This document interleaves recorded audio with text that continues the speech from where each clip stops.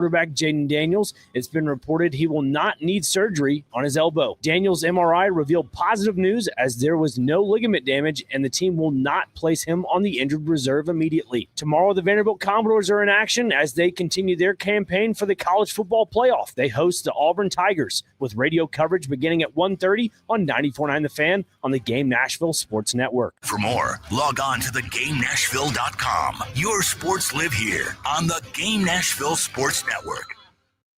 Your sports live here. WBUZ HD3 Laverne. We are the Game Nashville Sports Network. ESPN 94.9 The Fan.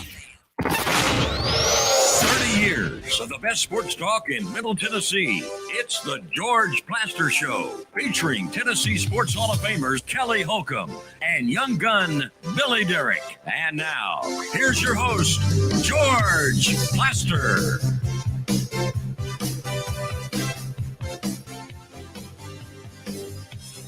Hello again, everybody. Welcome in. It is, it's kind of a strange weather deal. Let's put it that way.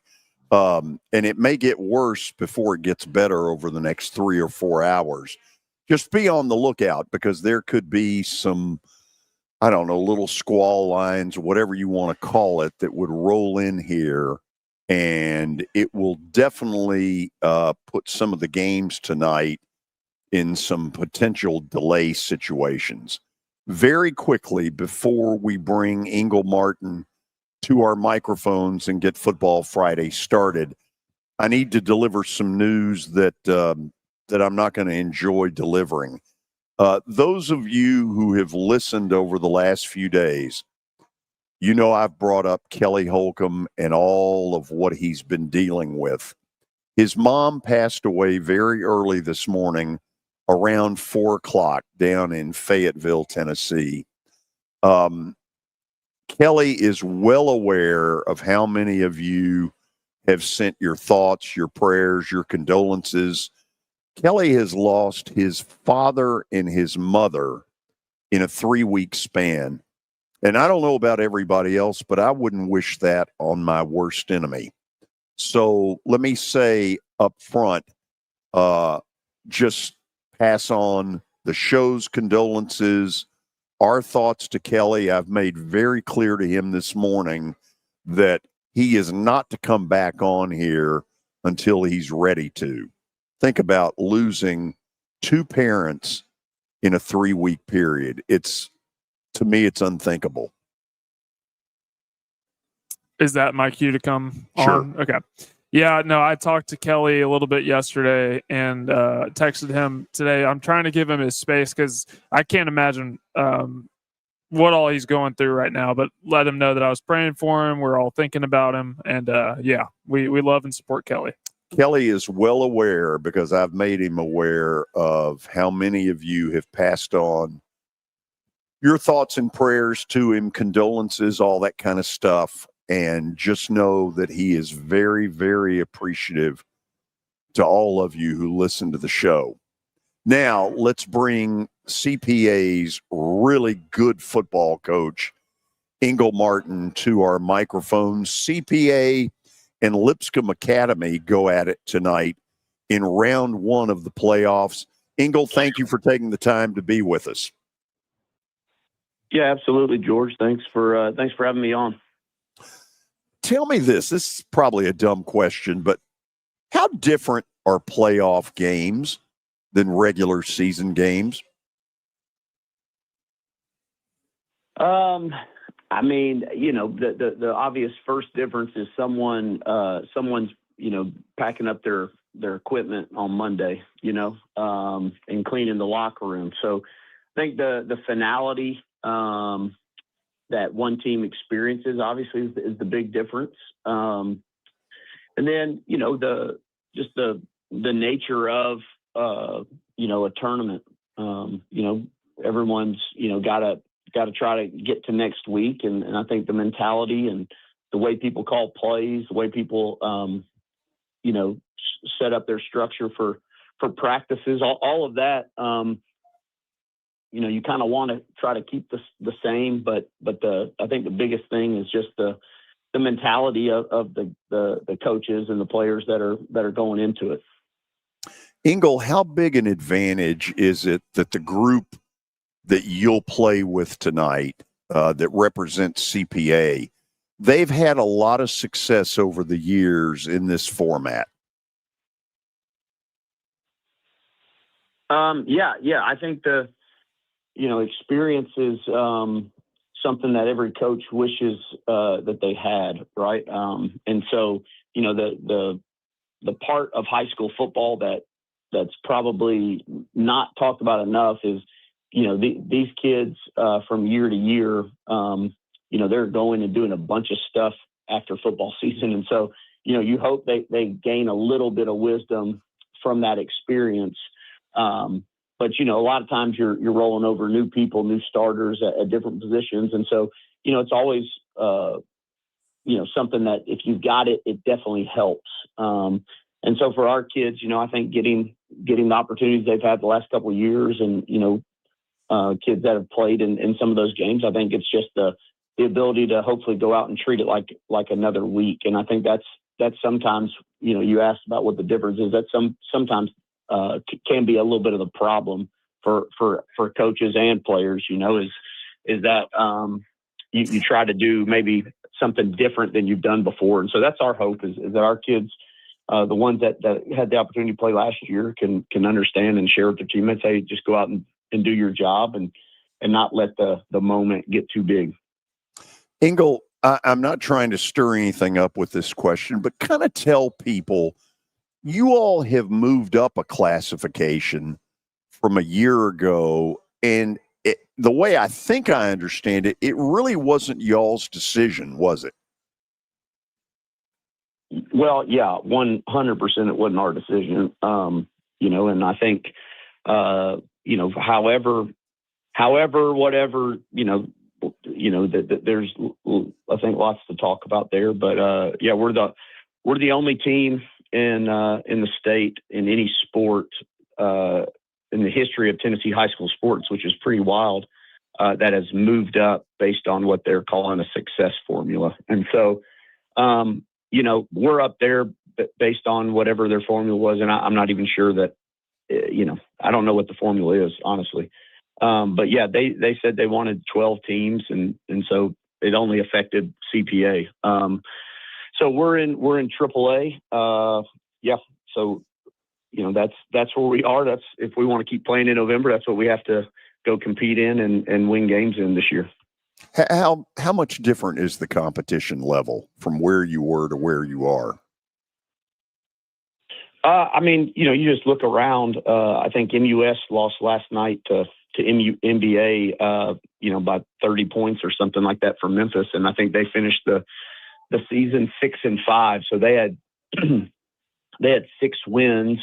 I think one of them was in the region. So 5 of their wins, their non-conference games were all wins. And I don't know enough about Memphis football to know how good any of those teams were that they played. But, this is as good as it gets. And especially with schools spending the amount of money that they're spending on football. And, it's just it's a very different level across the board. The guys in AA where we've been playing, there are 3 or 4 teams that compete with these. I think Lausanne beat Christian Brothers, and Lausanne's one of the better 3 or 4 teams in AA. And Christian Brothers, I want to say, is the 4 seed in the West region.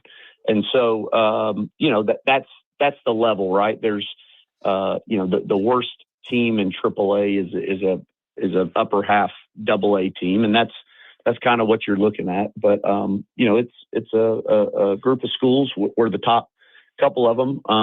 You scroll Macaulay and Baylor's rosters. They're from all over the country. So it's, I don't know when the TLSAA looks at that and they want to get mad about someone who lives an hour away from a school going to that school. I don't know that that's a big deal, but when you got kids from other states and other countries playing in the Tennessee high school playoffs, I don't know that it's really high school sports at that point.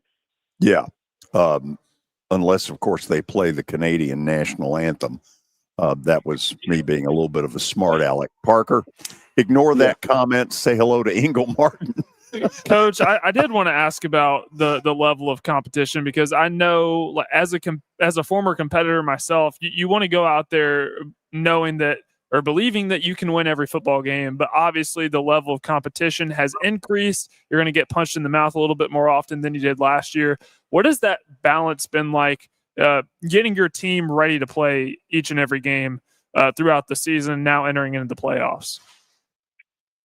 Well, the fun thing, to see for us has been just the amount of fight that our kids have, and obviously our non-region games were played against teams that are, could be AAA teams based on how they've played. And so, our kids have fought, and that's been the thing that I think I've been most encouraged by, is just their ability to fight. I think, last week, we're 7-7 at halftime with McCauley. And, we had 3 starters out that game. And so, you've got these moments, and we've had, second half against Innsworth where we played better, than we have. And so it's just putting a game together at that point. And when you're playing other teams who have a lot of good players and good coaching staffs and good support, the margin for error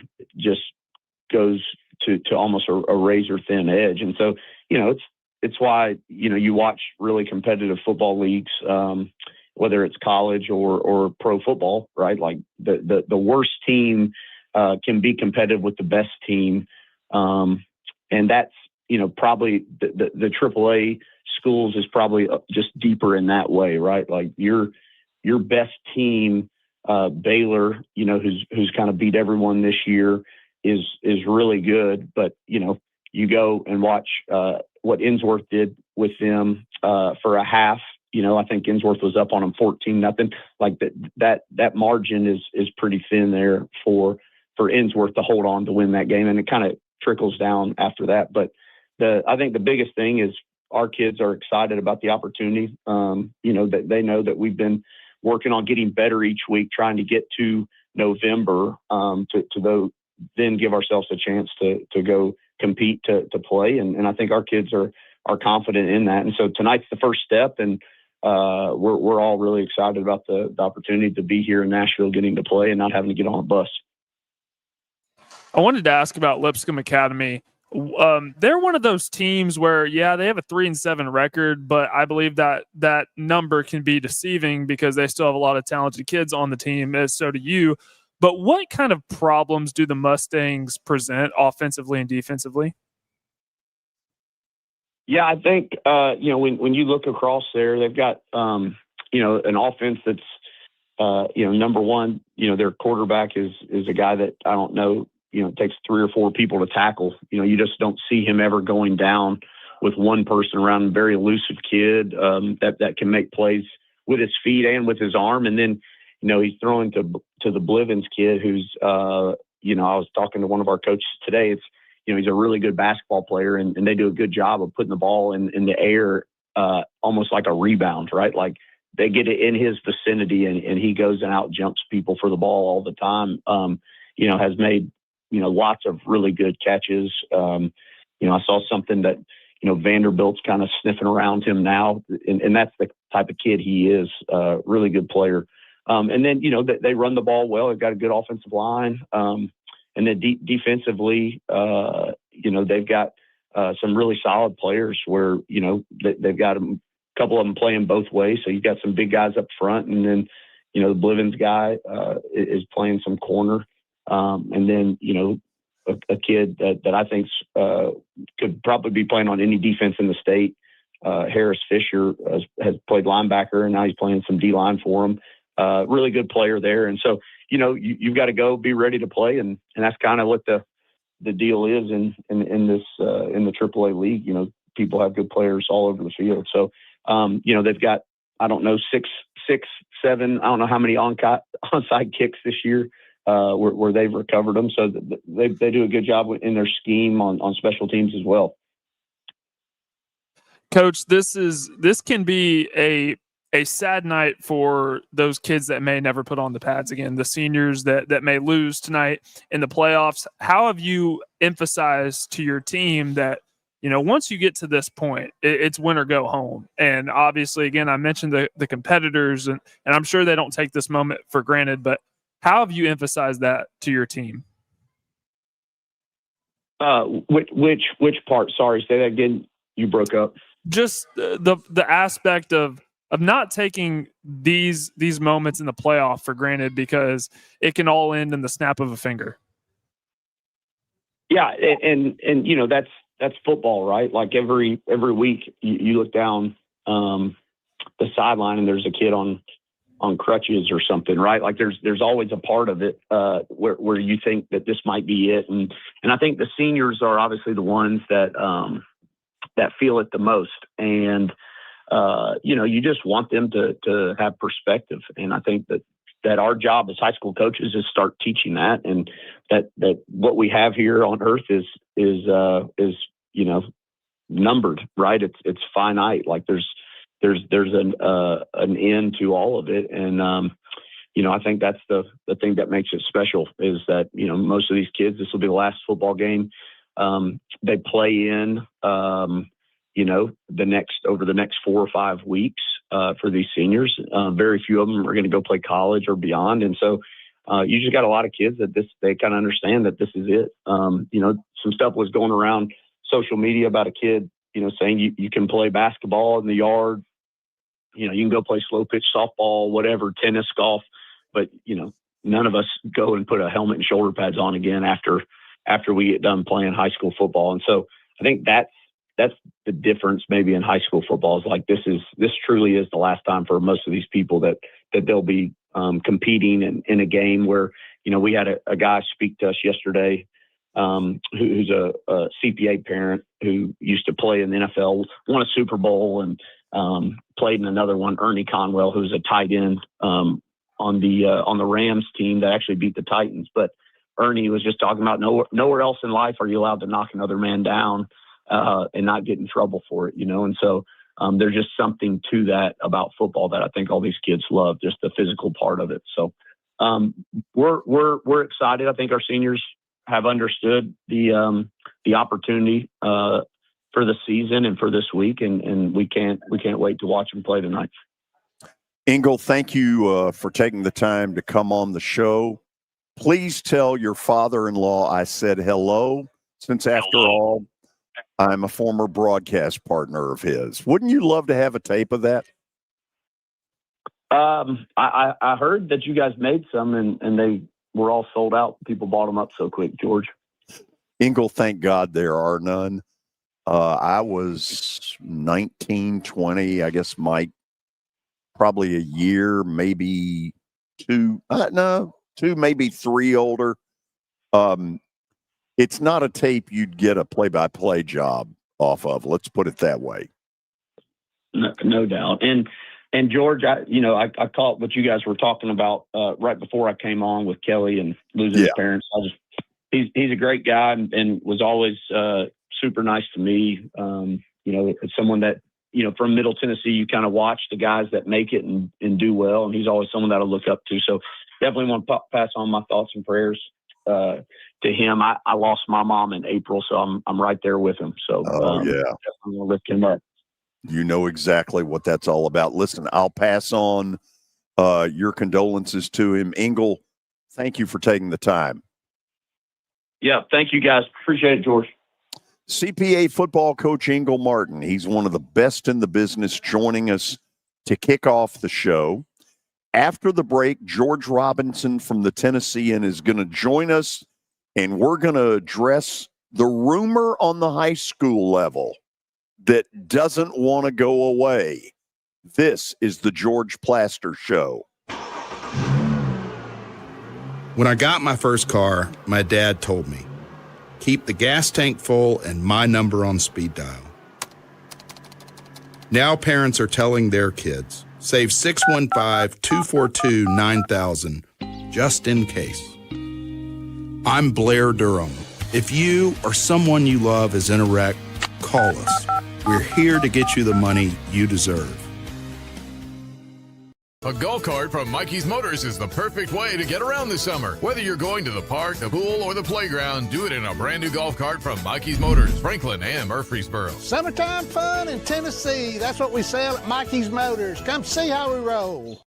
It's easy to say good things about the folks at Strike and Spare Family Fun Centers. Number one, I trust them with something that's near and dear to me, the Plaster and Friends Celebrity Bowling Night.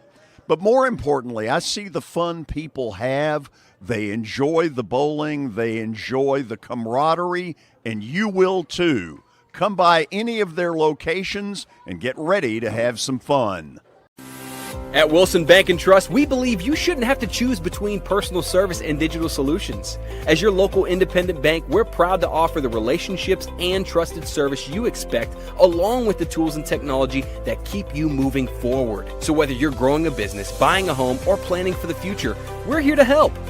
Because this isn't just where we work, it's where we live too. Wilson Bank and Trust, here to get you there. Member FDIC. Are you looking for expert medical care in Nashville without leaving your home? Medical House Calls brings concierge-level health care directly to your door.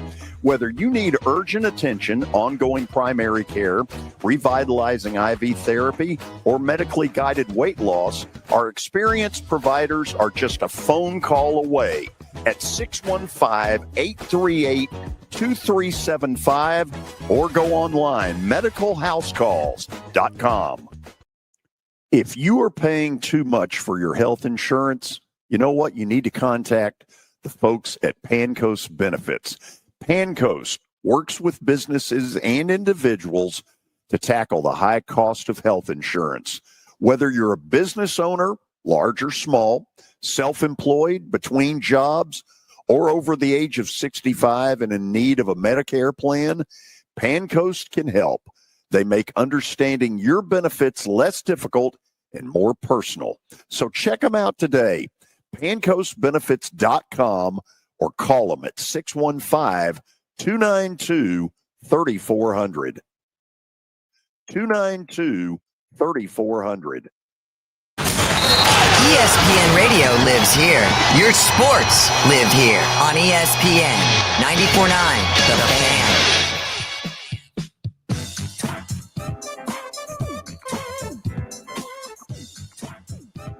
You know, I guess I'm allowed to do this, and if I'm not, given that I'm the one that puts the show on, what's anybody going to do to me? I want to say hello to my friends Chris and Tess Koutras, who are listening to the show and watching it on the way up to watch their son, who is a two-time All-OVC free safety, Timothy Koutras, in Tennessee Tech University. They are 10-0, the best Golden Eagle club in God only knows how long, and they play at Eastern Illinois tomorrow and then close the regular season next week. Actually, I take that back.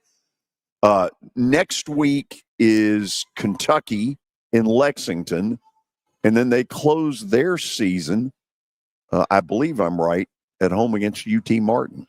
That is correct. I'm looking at the schedule now. Thank you. Eastern Illinois, Kentucky, UT Martin. Yep. Yeah. Probably when you win those long road trips, probably a lot nicer.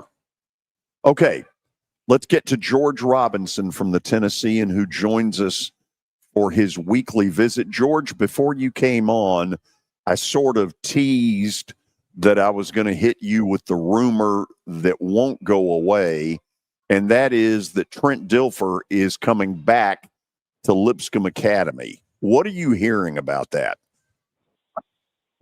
Well, that would be certainly news to me. I do think that, right when he was let go by UAB, I think at that point, I kind of figured there could be a good chance.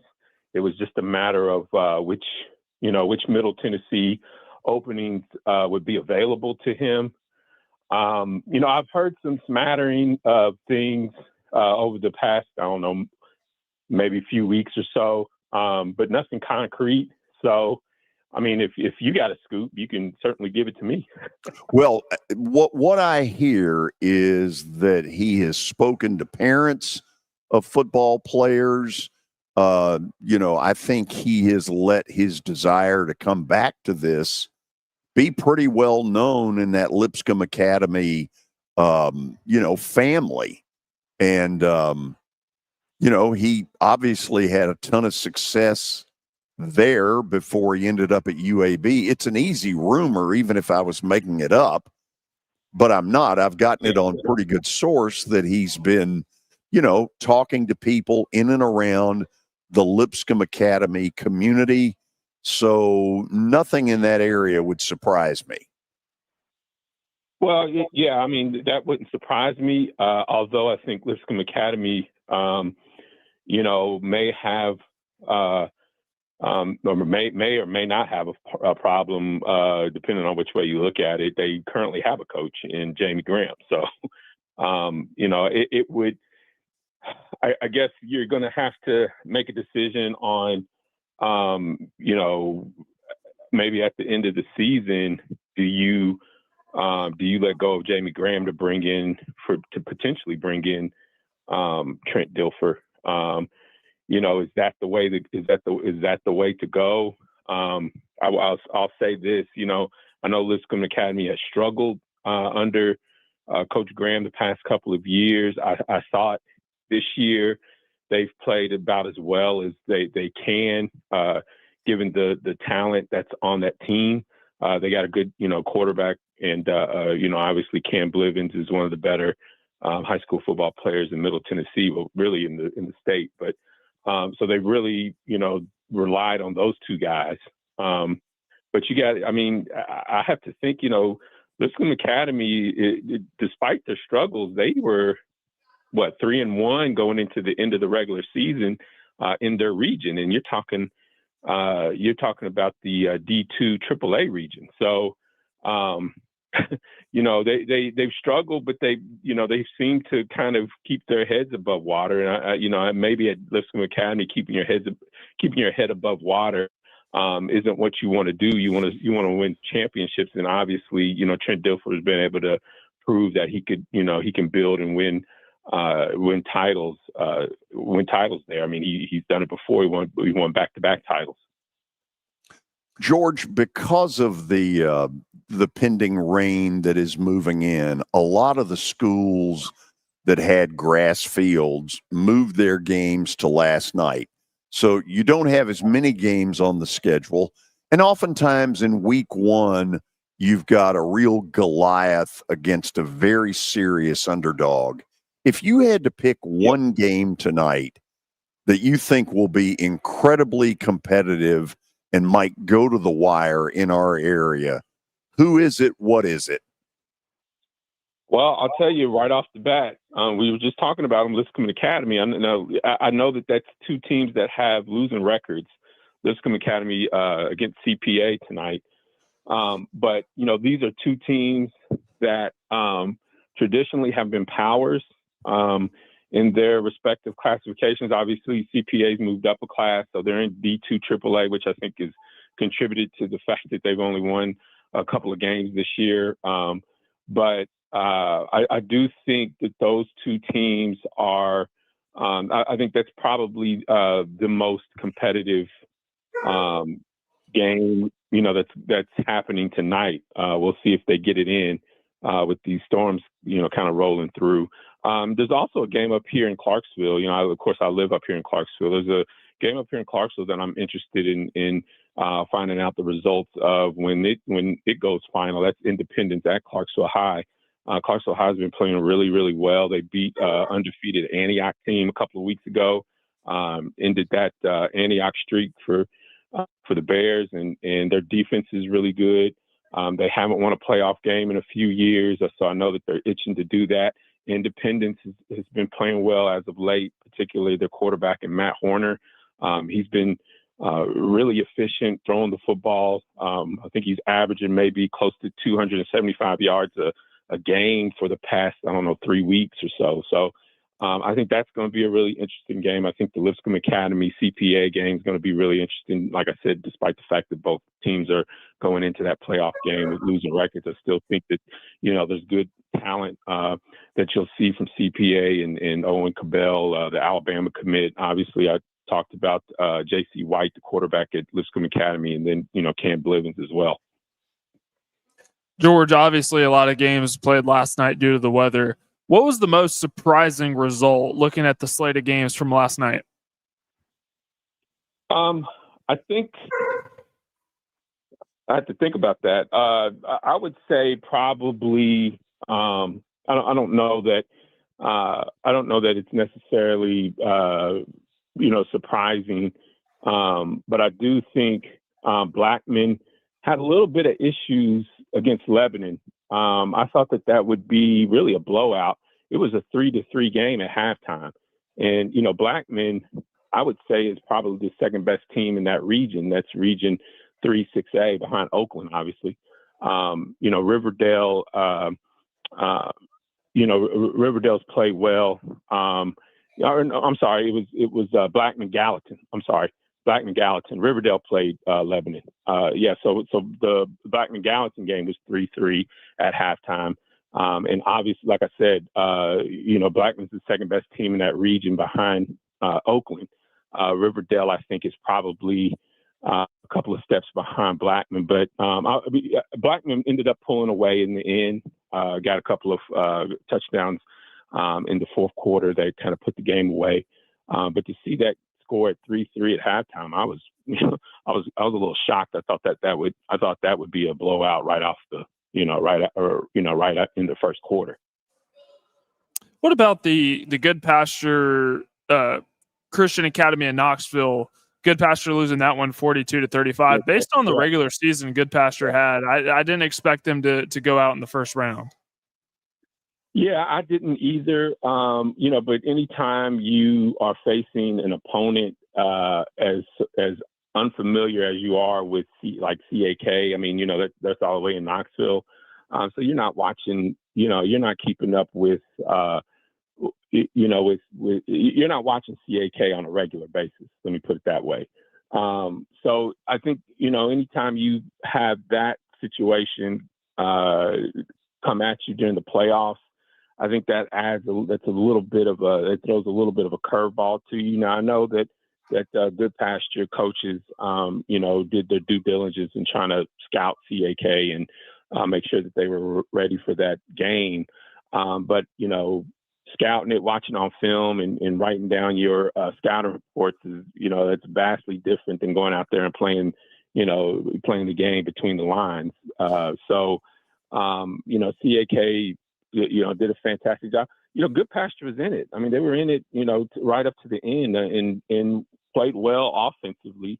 I think they played well. I think they played better offensively than I was expecting.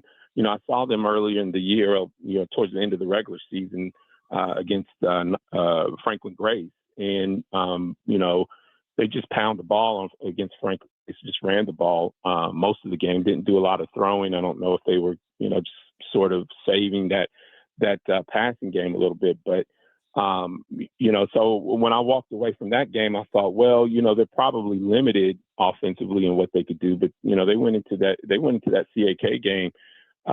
CAK game firing on all cylinders. I mean, defensively they struggled, obviously. But yeah, that was a little bit of a surprise too. That's a good one to bring up. And you brought up Riverdale and Lebanon. They play tonight. Lebanon 8-2, Riverdale 7-3. I'm sure Riverdale is expected by most to win this football game. What is the chances that Lebanon pulls this one off? Well, I would say that looking at Riverdale's schedule, I'm hard pressed to find a really impressive win. They've beaten some teams, and they've beaten the teams that they're supposed to beat. The games that they've lost are probably games that they probably should have lost. They lost to Oakland, they lost to Blackman. I think both of those teams are better than Riverdale. This one, because Lebanon has played so well this year, Lebanon's getting a lot of love and rightfully so. They've had a great year this year. I do think because Riverdale plays in the region that it does, and in facing Oakland and Blackman and those schools, even Siegel and Rockville. I mean, I think that schedule has prepared Riverdale better for the postseason than maybe Lebanon's region schedule. So I still like Riverdale in that game, even though they're on the road, and that would be a good win to kind of propel Riverdale forward. My read on this Davidson Academy Lausanne game is I think Lausanne is the more talented team. They're hosting the game. Davidson Academy has kind of surprised me. I didn't expect them to do as well as they have, at least in the regular season. What's your read on this game?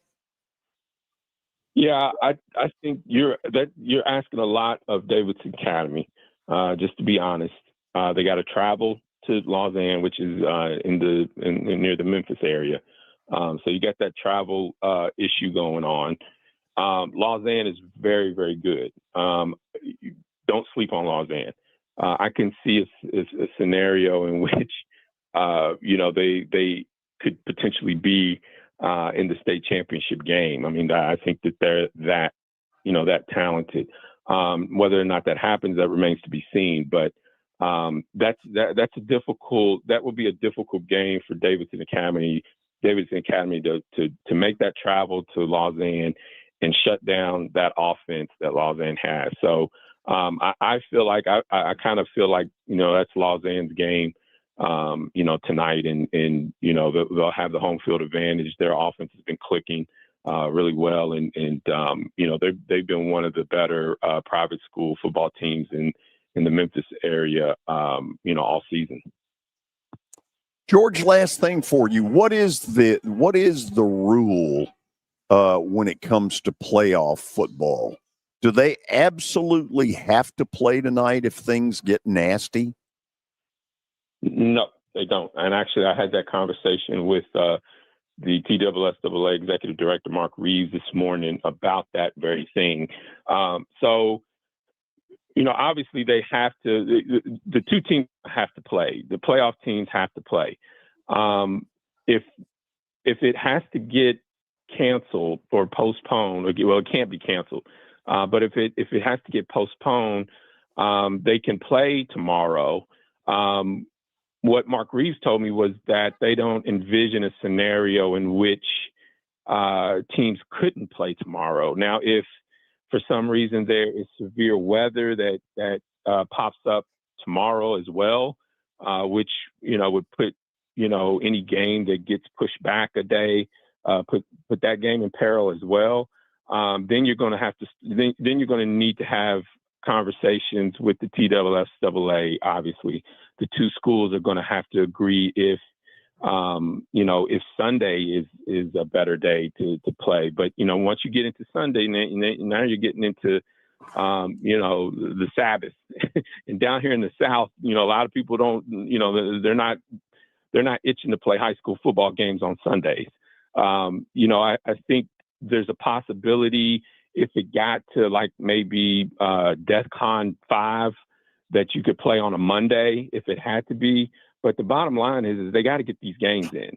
And, you certainly don't want games to be happening, high school football games to be happening on a Monday or a Tuesday, and then have to turn around and play your second round game on a Friday. You're talking 3 days, 4 days rest at best. And, that's physically hard on anybody, professional, college, or high school kids, that's playing football.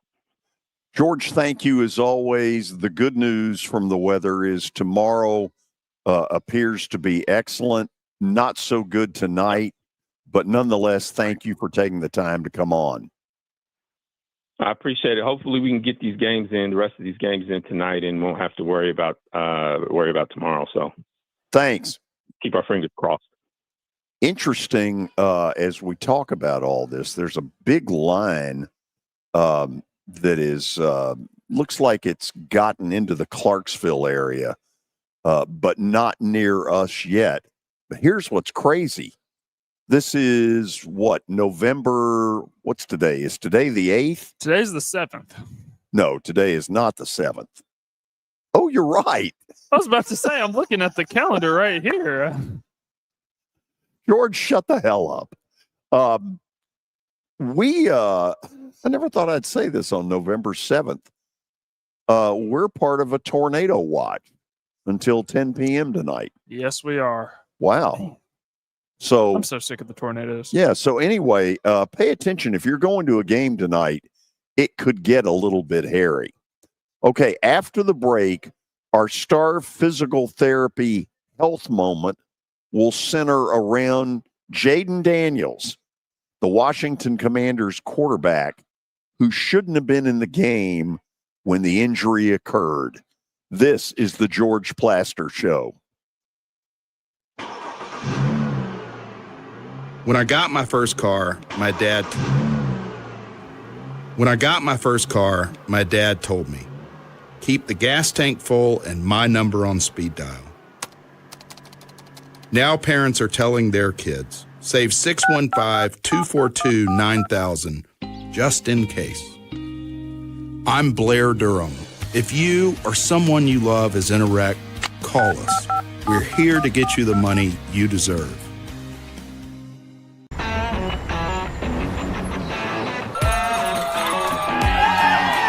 Smashville hockey.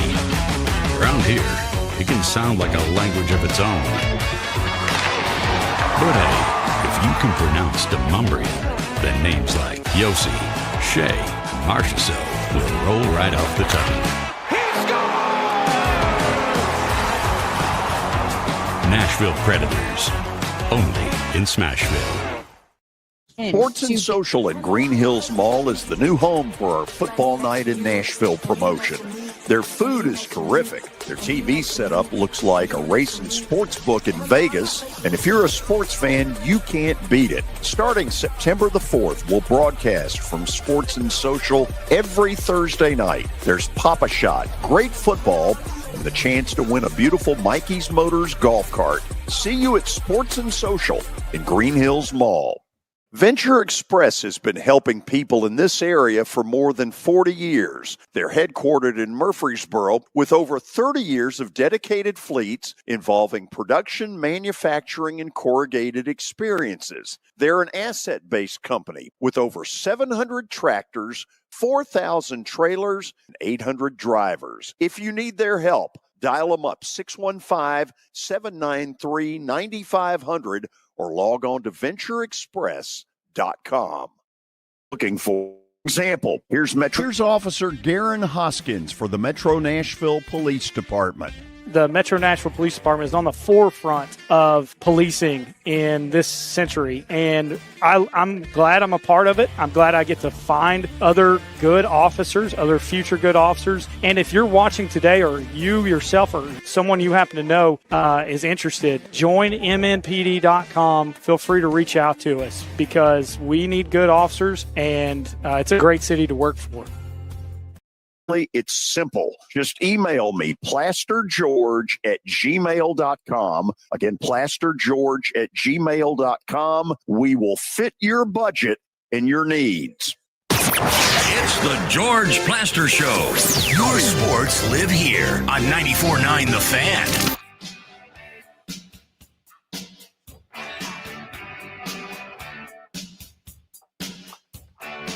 We are back. Colin Taylor from Star Physical Therapy should be joining us here in a moment. Some of you know the situation that took place Sunday night. First of all, Seattle looks like the best team in the National Football League. They have really turned it on. But what ended up happening late was a dislocated elbow to Jaden Daniels, where the Commanders' coach Dan Quinn has caught all kinds of criticism, but I thought handled it beautifully in that what he did on Monday was just fall on the sword and say, y'all are right. I should have gotten him out of there, and I blew it. It's a lesson in PR 101 of how to diffuse issues. With that in mind, we say hello to Holly Taylor. She doesn't need all that PR. She's good even without it. Holly, how you doing? I'm great. How are you, George? I'm good. So did you see it when it happened? I saw the replay because I was kind of flipping channels. So I come back to it. And, of course, like on all of our athletic trainer pages, there was all sorts of replays there as well. So, first of all, it sounds gruesome. Elbow dislocation. Number one, how painful is that? It is pretty painful. The end of your humerus and then the end of your ulna kind of meet together to make that a hinge joint. And then you've got a ton of muscles around that area. You've got nerves, you've got arteries, and there's just so much that can go wrong in there. It is very painful. So the NFL season's got, 8 weeks left, and the Commanders, who a year ago played in the NFC title game, don't feel like anywhere near that kind of team at the moment. Is he done for the year? Is that an injury that's automatic?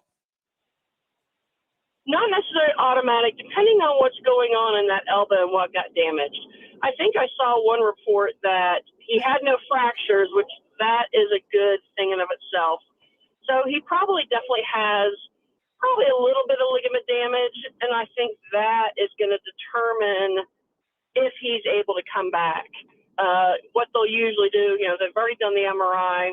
They know exactly what's going on in there. I don't know if they've quite released that yet. But there's going to be probably a period of immobilization, and then he'll get right into PT. They'll brace it up,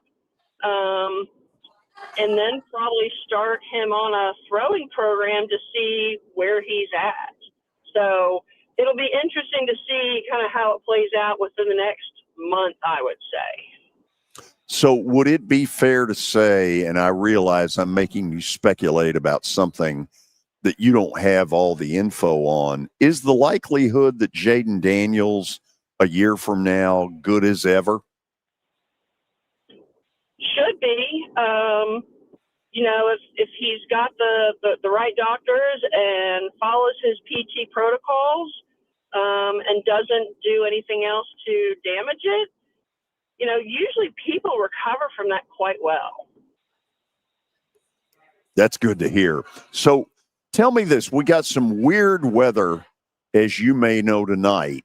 We're now under a tornado watch until 10 p.m., which I hate to hear because these kids deserve to play these very important playoff games in as best of conditions as they can. Sometimes Mother Nature wins.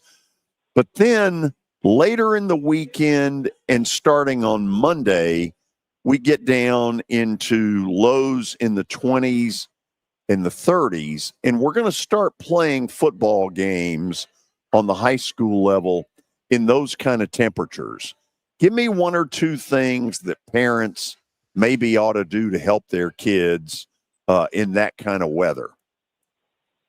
Yeah. And surprisingly enough, number one is going to be stay hydrated, right?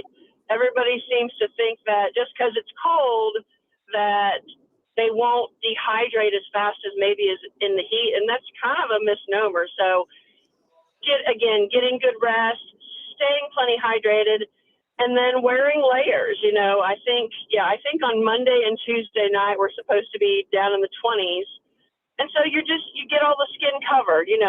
Wearing some gloves, wearing maybe a sweatshirt under their practice clothes, making sure we got a couple layers of socks. I swear by toe warmers. I think that is the greatest invention ever. It can really kind of help keep you warm, and then keeping your head covered because, we humans, we lose a lot of heat out of our body from the top of our heads. That was really well done. From the top of our heads. By the way, Wade did a good job last week. You tell him thank you. I will. He does a good job every once in a while, doesn't he? Yeah. You don't let him out, though, very often, do you?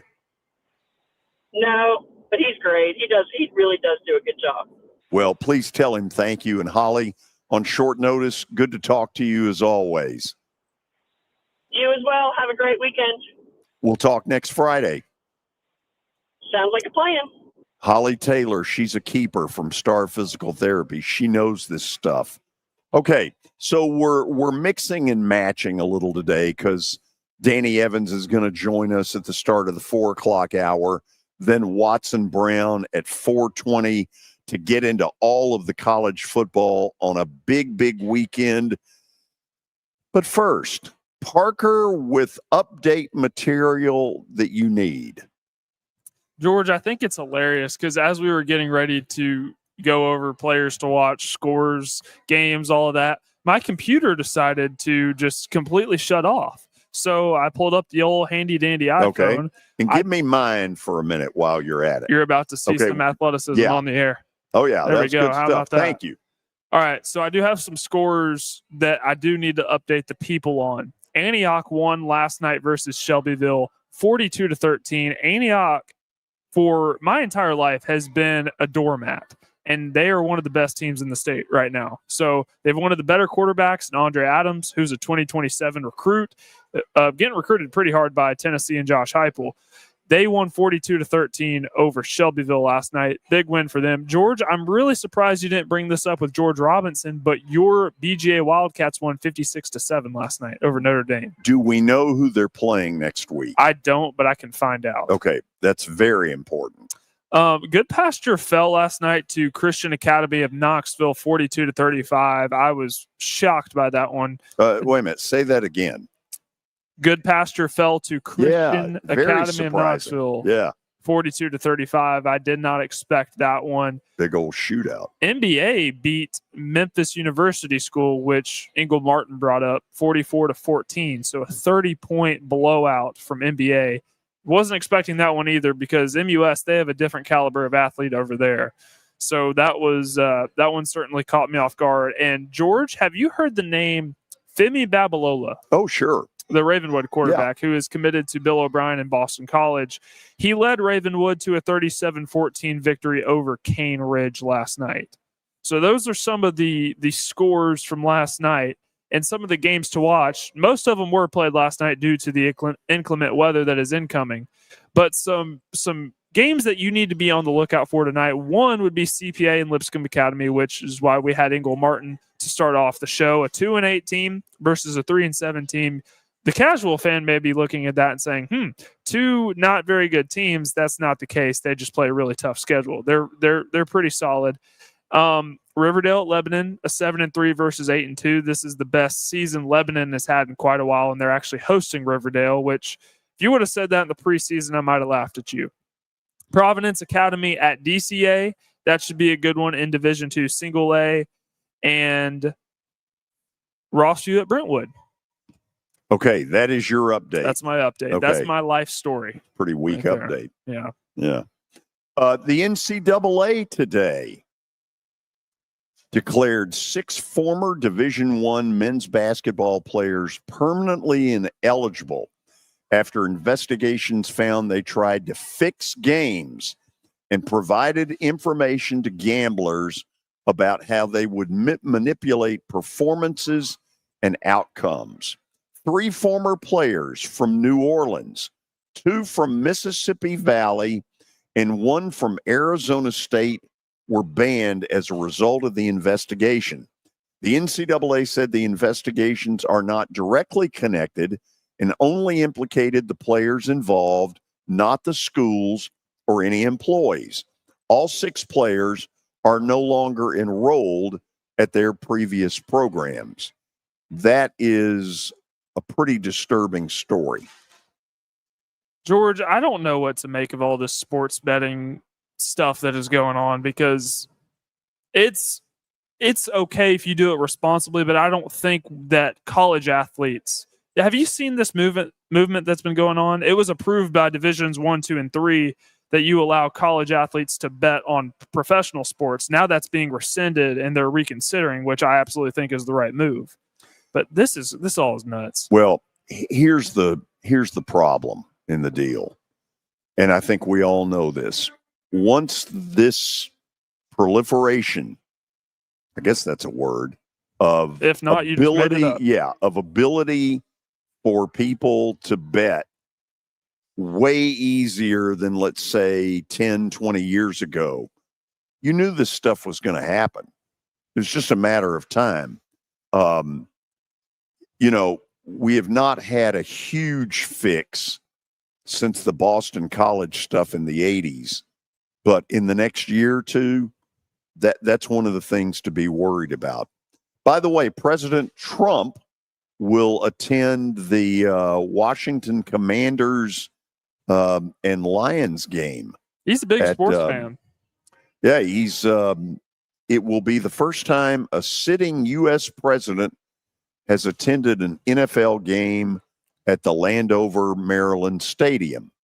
And last but not least, your Atlanta Braves have done something, but now my phone has decided to not let me know. They have added 2 people to their coaching staff under their new manager, Walt Weiss. Tony Manzolino, JP Martinez get added to the coaching staff. I have something for the update as well. We have a Stop it.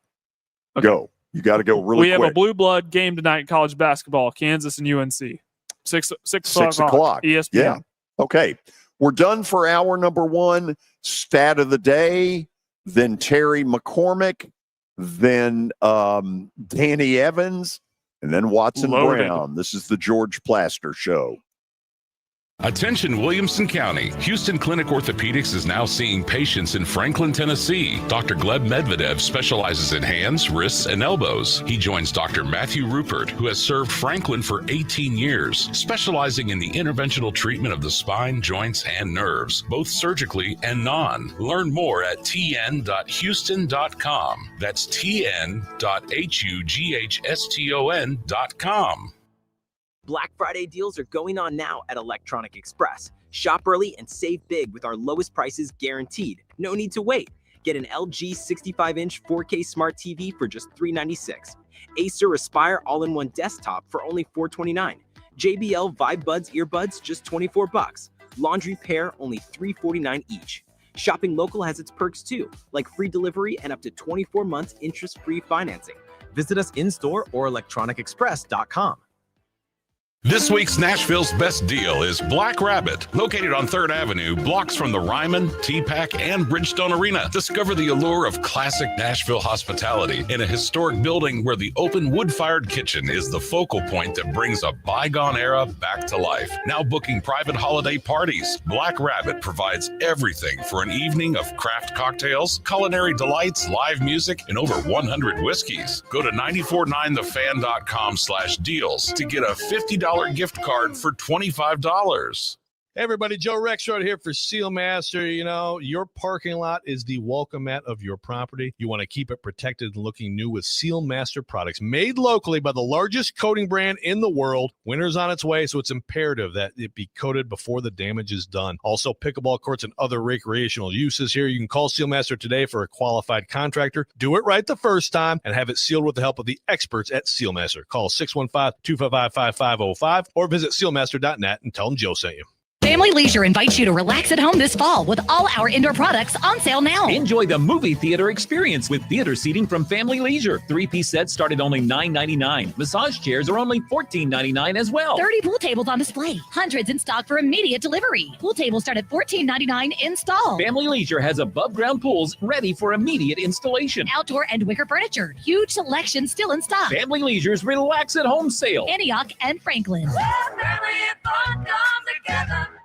In 1972, a Nashville family business story began when Bill and Beverly Finley founded Volunteer Hose and Gasket. 3 generations have grown the business into the local industry leader supplying just about anything to anybody, from the largest of contractors to your neighbor that mows his own yard. Over 1 million items in stock: belts, belting accessories, gaskets, gauges, hose fittings, hydraulics, industrial hoses, lubricants, sealing products, tubing, fire protection, and more. All at volunteerhose.net. If Volunteer Hose and Gasket doesn't have it, then you probably don't need it. Call them at 615-242-0461. The Rich Eisen Show. Derrick Henry here on The Rich Eisen Show. How has your quarterback affected your ping pong game? What's going on with that right now? I ain't good at ping pong, so didn't affect me at all. You are not one of the players playing the ping pong in your locker room, and then the table's gone, so you were not affected by Lamar. Ping pong is not my game, but a lot of guys love it, but I'm not me. Well, not anymore. They don't. The Rich Eisen Show from noon to 3 Eastern on ESPN Radio, ESPN Plus, and on Disney Plus. Now, here's your latest Fox 17 Code Red weather report. I'm Fox 17 meteorologist Greg Bobis. Scattered showers and thunderstorms throughout the afternoon and this evening, a few of which could be on the strong side.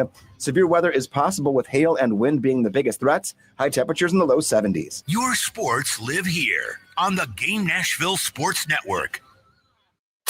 Your sports live here. WBUZ HD3 Laverne. All around the world on the Game Nashville app. We are the Game Nashville Sports Network, ESPN 94.9, The Fan, a Cromwell media station. It's the George Plaster Show. Your sports live here on 94.9 The Fan.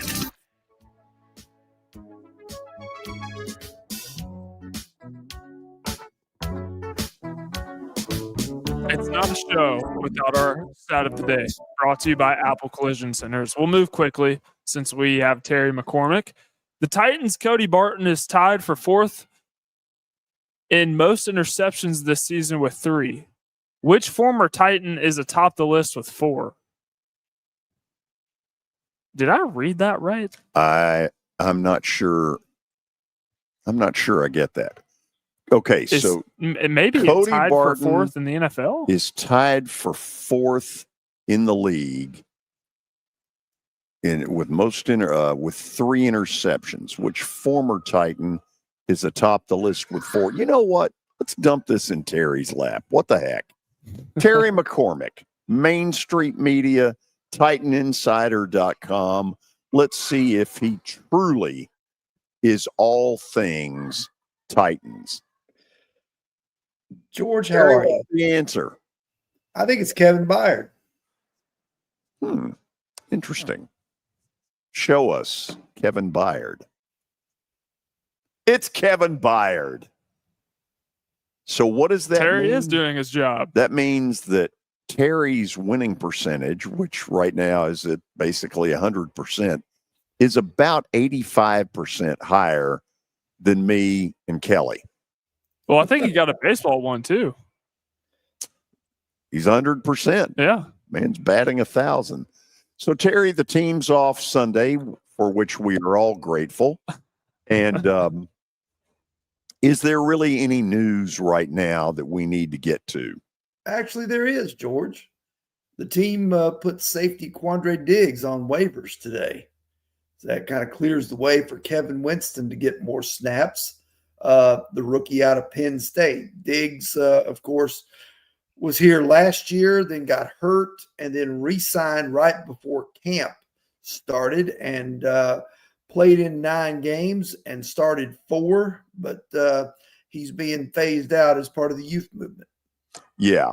So should we expect more of this kind of stuff in the name of a youth movement?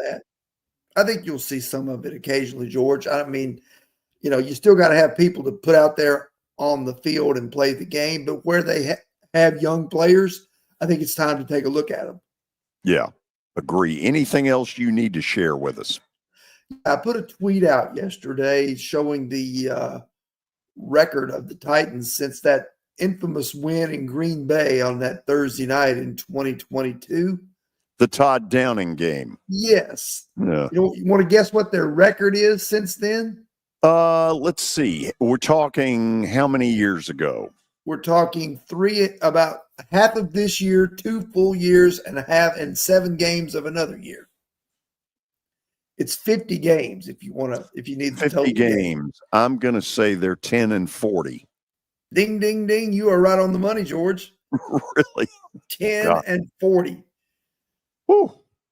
How many quarterbacks have they run through in that time? Oh, my Lord. Okay, so Ryan Tannehill, Malik Willis, Mason Rudolph, Will Levis, Cam Ward,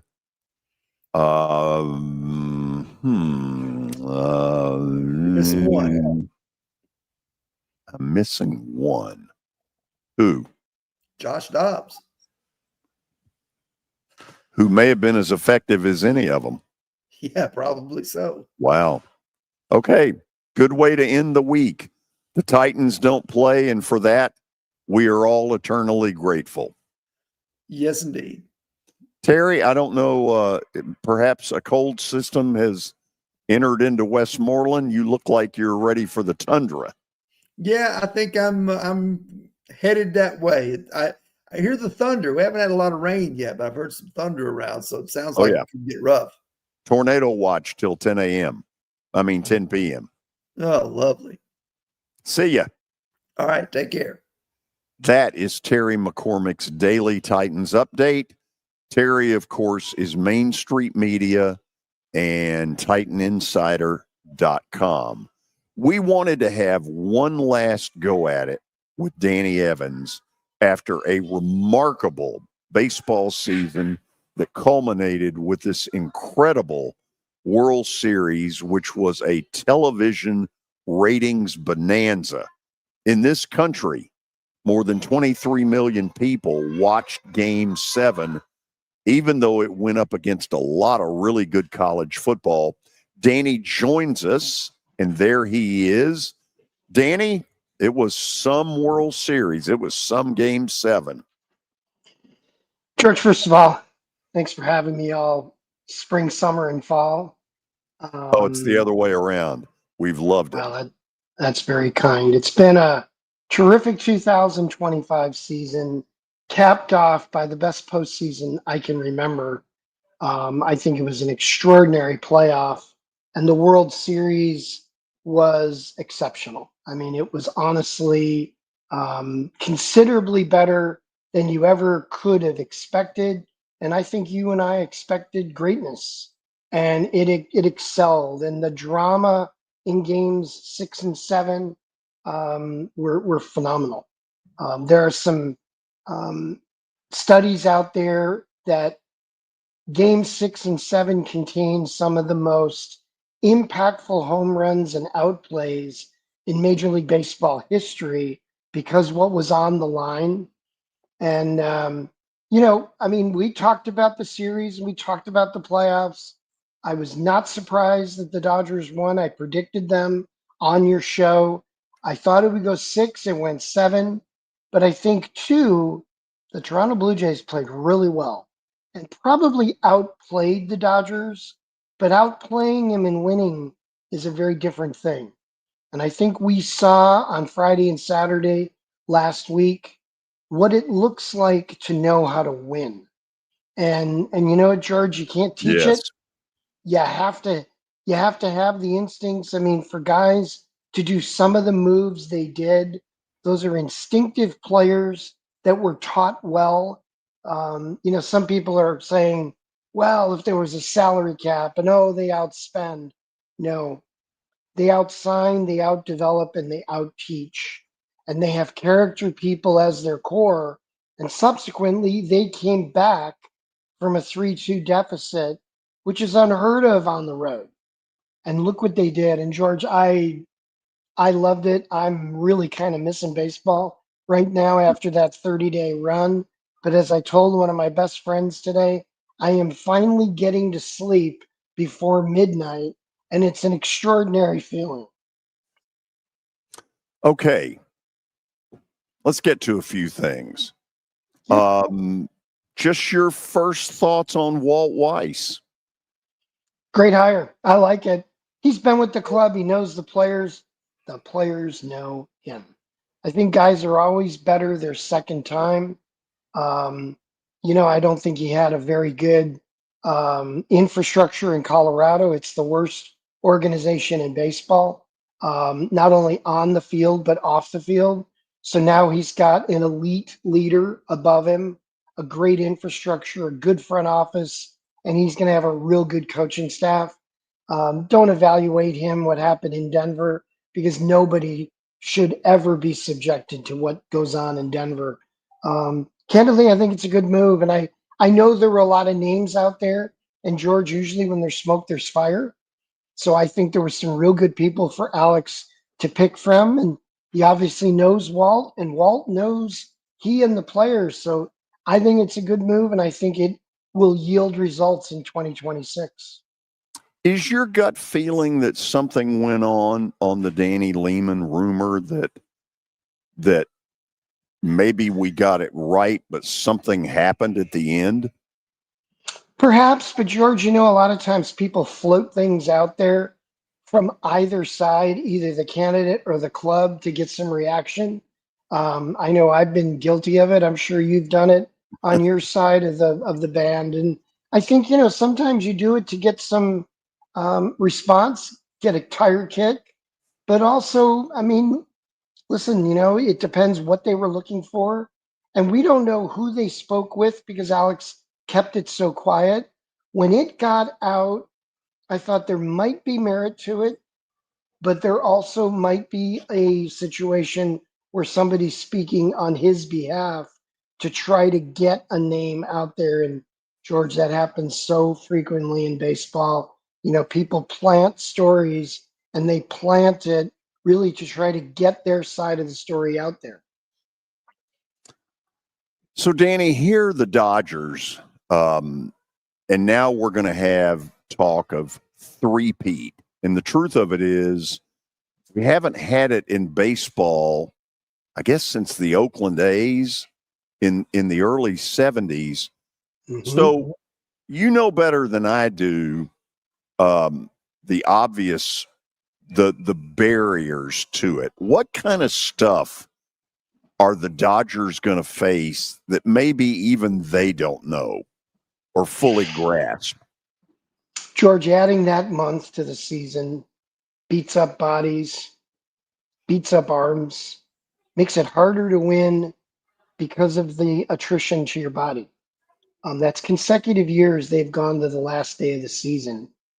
That's not easy. And being in the postseason every year, they've added probably a year to their careers, which, no one's feeling sorry for them, but it does add to your body. Here's my take on that, George.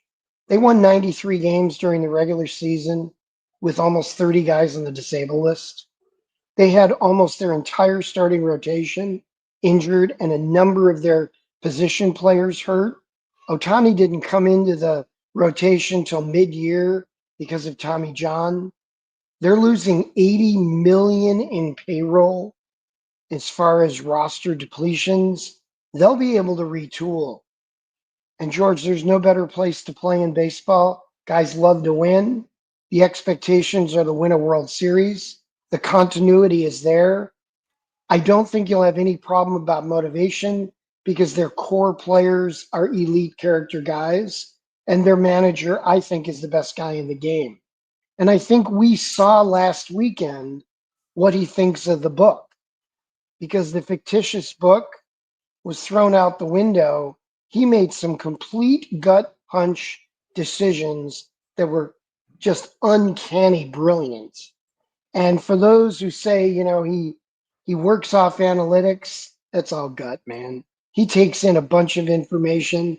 I thought he outmanaged John Schneider, and I thought that was the difference in the season.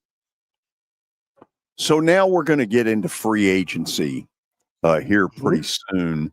But we have in the backdrop this potential a year from now of a work stoppage and some gloom and doom that's out there, depending on who you talk to.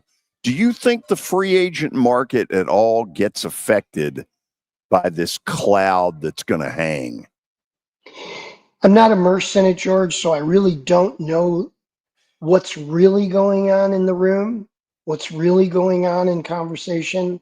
You mentioned doom and gloom. A lot of people paint that picture sometimes during negotiations. You very seldom hear people go into any negotiation gushing positives from both sides, whether it's buying a car, whether it's buying a house, or whether it's buying something at the farmer's market. That's just not how we're programmed as humans. I think there's a lot to be talked about during the off season. I don't know enough about the particulars, but I know one thing, and George, you alluded to at the beginning. the game is probably at an all-time high. The audience numbers for the postseason, when Canada and Japan are taken into consideration, over 35 million people watch Game 7. It's an extraordinary time for baseball, and I just hope that the people who are involved recognize that and recognize that what occurred, 30 years ago damaged the game for an extended period, but now we have an absolute great time with elite international and domestic players, a super team that people either love or love to hate, and other major market teams that are elite contenders for next year. I think that bodes well for the game, and I think we've got a lot of really fun players to watch. I think it's going to be a really interesting situation, and George, you need to know this. It's supply and demand. The great players are always going to get a lot of interest. Trades will always take place. Whatever happens in 27, we don't know, but we've got a 26 season to play first. Darn tootin' we do. Less than 140 days away. So let me ask this. Yeah, who's counting? So, Ohtani, would the Dodgers be smart to basically say, look, you're not going to pitch from day one, June, July? What do you think about that? Nah, I give him the ball. I give him the ball the third or fourth day of the season, let him get 32 starts and let him swing the bat 600 times. George, I think a lot of people don't like that he's so unique and so different. I am certainly not one of them. I think he's the greatest player in the modern era. I think he's enormously talented. And I think when you've got a guy like that, you play him as much as you can. He only pitched half the season this year, and they did a masterful job getting him ready. This guy thrives on competing, and I think it'd be a mistake to harness him. I actually think take the bridle off and let's have some fun with him. Okay. Parker, you get one question, make it the best one of your life. I wanted to ask about Vitello. How quickly do you think, in your estimation, do you think he'll be able to get adjusted to the major league game? Well, we don't know if he ever will. Nobody knows that answer, including him. I'm not being hard on him here, Parker. It's not easy to manage a Major League Baseball team. There's a reason why most people fail or are mediocre. Yes, he's been a terrific college coach, but managing college baseball and managing major league players is a completely different task. I'm not saying it's so much harder, but there are so many different components. And the biggest of which is he is no longer the boss. He is the field manager. He's got bosses and an owner above him. And some of the players already bring leadership capability and track record. So whether or not he can do it, the jury's out. And the jury will be out into next year. He has to convince a lot of people that he's capable of doing this, which is the same thing that any first-time manager has to do. But this is a guy whose only role has been the word Steve, coach, head coach. Big league players want to see if he's a manager of people and a manager of a clubhouse along with the game. Parker, I want to see whether he's capable of doing that. And until I see it, I don't have an opinion on his candidacy and on what he's going to do with the San Francisco Giants. By the way, it was a very good question. Danny, while we're doing this, I don't know if you could hear it in the background. We've got a storm moving through here that is the loudest storm in the history of storms. Yeah, that sounds real bad. Wow.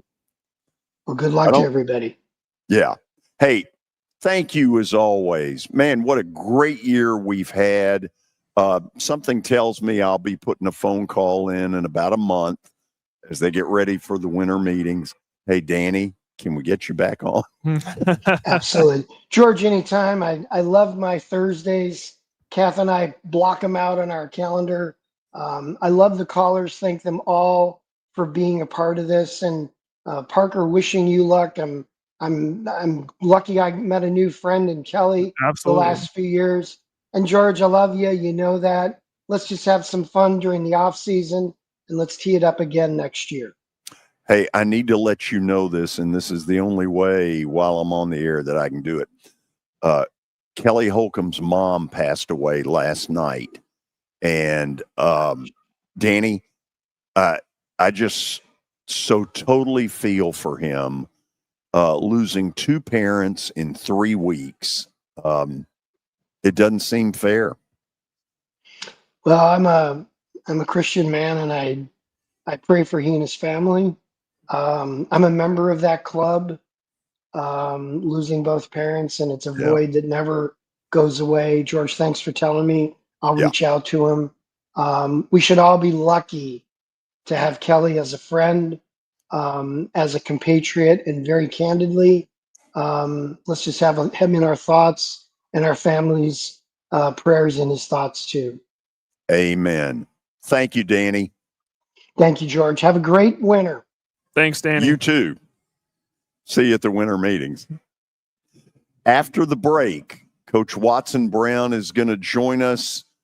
Another big weekend of college football, some great games, and hopefully this weather that has hit us in the last 10 minutes. I mean, an absolute bomb's gone off, and it is pouring here.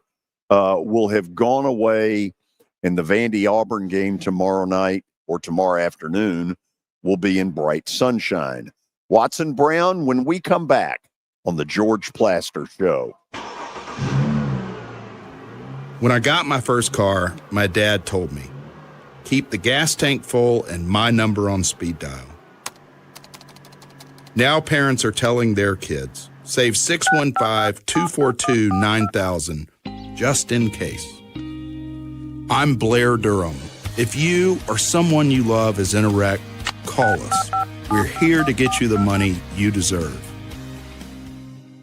A golf cart from Mikey's Motors is the perfect way to get around this summer. Whether you're going to the park, the pool, or the playground, do it in a brand new golf cart from Mikey's Motors, Franklin and Murfreesboro. Summertime fun in Tennessee. That's what we sell at Mikey's Motors. Come see how we roll.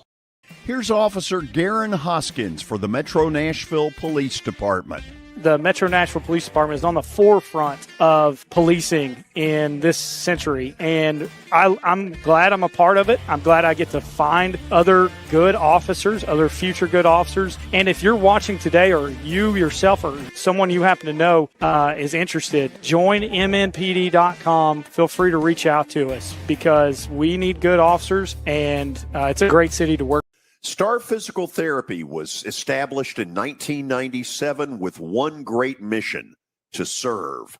If you're hurting, don't wait to receive physical therapy. You don't need a referral to see their physical therapist, and early morning and evening appointments are available. Make the call to 615-673-1420 and get rid of that pain. Star Physical Therapy, the official health provider of Football Friday. Are you looking for expert medical care in Nashville without leaving your home? Medical House Calls brings concierge-level health care directly to your door.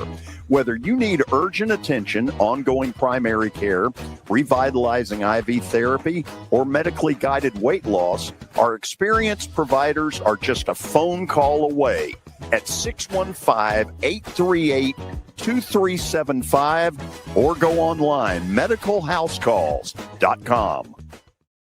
It's easy to say good things about the folks at Strike and Spare Family Fun Centers. Number one, I trust them with something that's near and dear to me, the Plaster and Friends Celebrity Bowling Night. But more importantly, I see the fun people have. They enjoy the bowling, they enjoy the camaraderie, and you will too. Come by any of their locations and get ready to have some fun. Celebrity Bowling Night. ESPN Radio lives here. Your sports live here on ESPN 94.9 The Fan.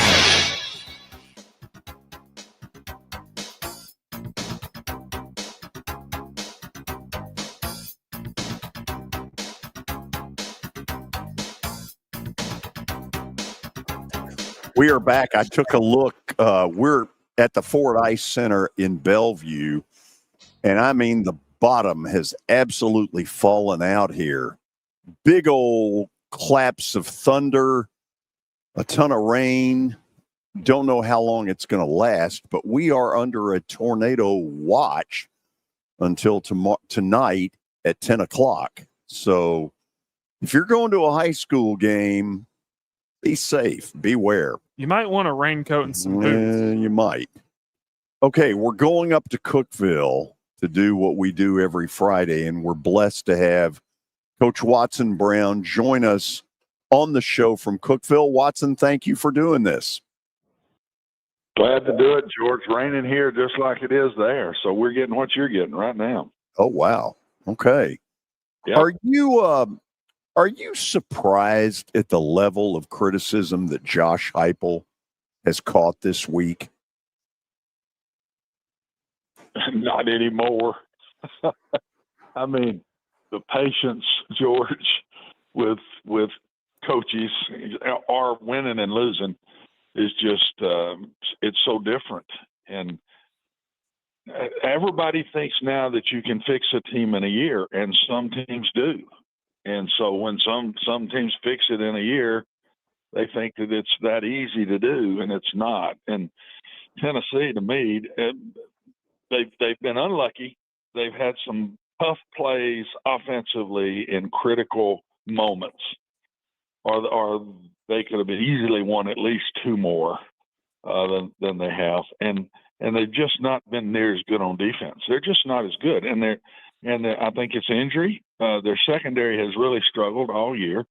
I think their play calling defensively is to protect the secondary, so they've gotten a little bit more conservative than they were a year ago, playing a whole lot less man coverage and doing things. And so it doesn't surprise me. I think he's done a fantastic job personally, and I don't think they could find one right now any better than that. But no, it's just the way it is. You start throwing this kind of money around the coaches, you start throwing this kind of money around the players, and you watch certain teams like an Indiana that completely turned everything around.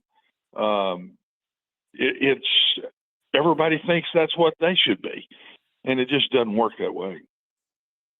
Watson, as you know, Auburn rolls in here tomorrow, and they do it without Hugh Freeze.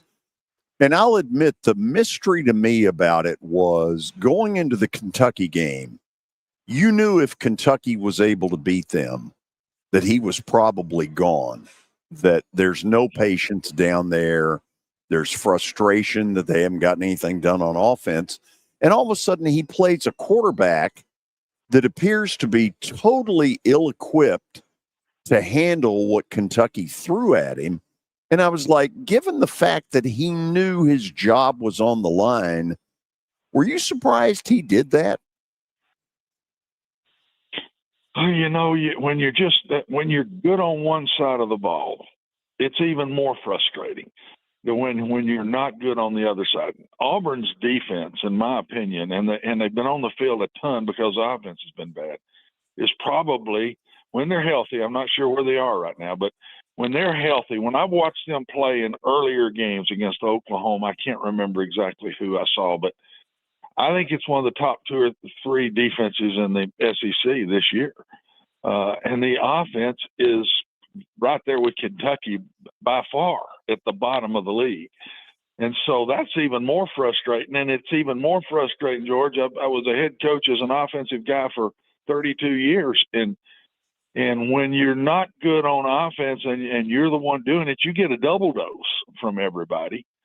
And so, I know Hugh, have known him for years, and he doesn't look well to me. He just doesn't look well. His face is red and a little swollen, and I hope he's okay. But I'm just giving an observation from knowing him and seeing him now on the sidelines and everything. And it's been really, really hard on him. I really do. And he'll land on his feet, and he's going to be given a lot of money and all of that. So, but that's the problem. They're just awful on offense. And so I guess I made a long statement to say that's why sometimes you just try something different.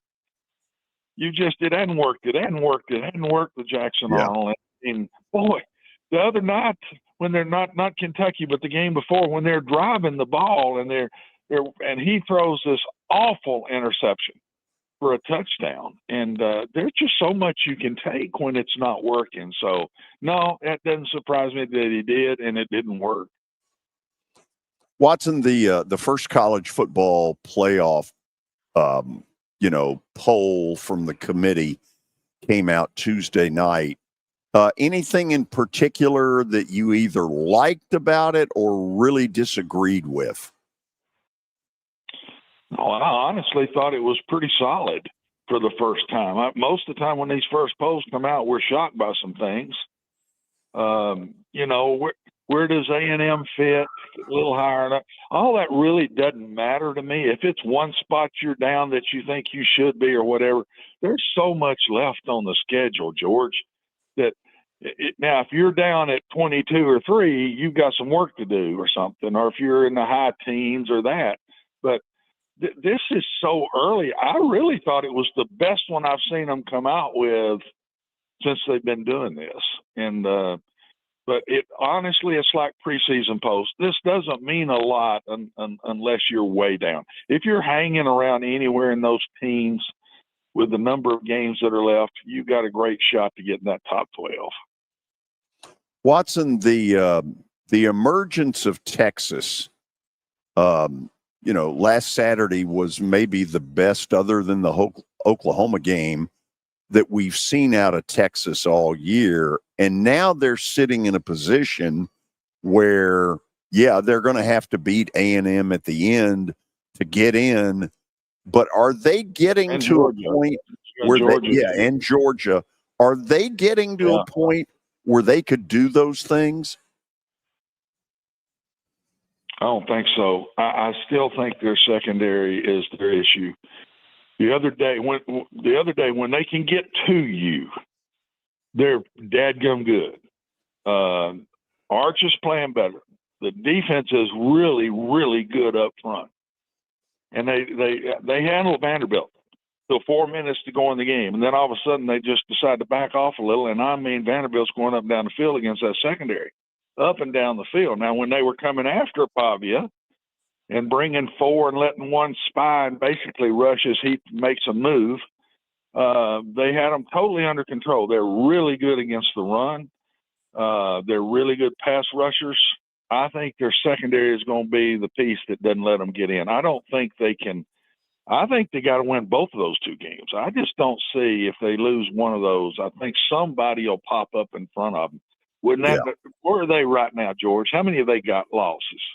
They've got 2 losses. They lost. It's 2 in the conference, right? They lost at Ohio State. It's Ohio State. And I just don't know if a 3-loss gets in, George.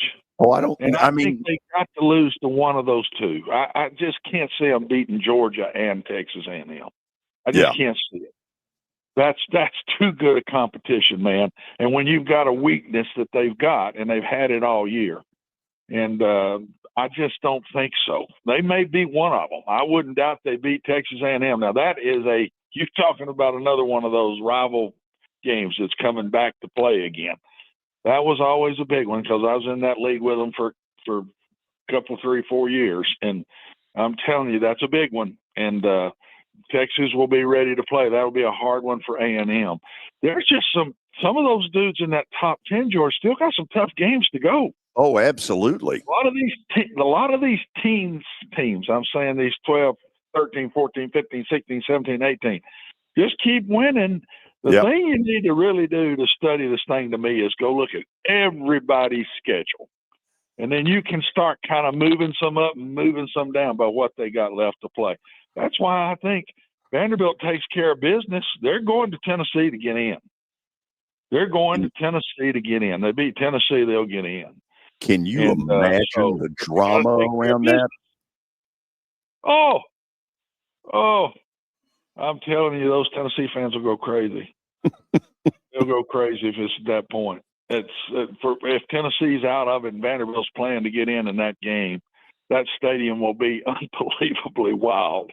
And it's kind of like an LSU crowd to me. I mean, when we beat LSU at UAB, LSU crowd's one of the best in the world. But when things ain't going good, it ends up not near what it was when it started.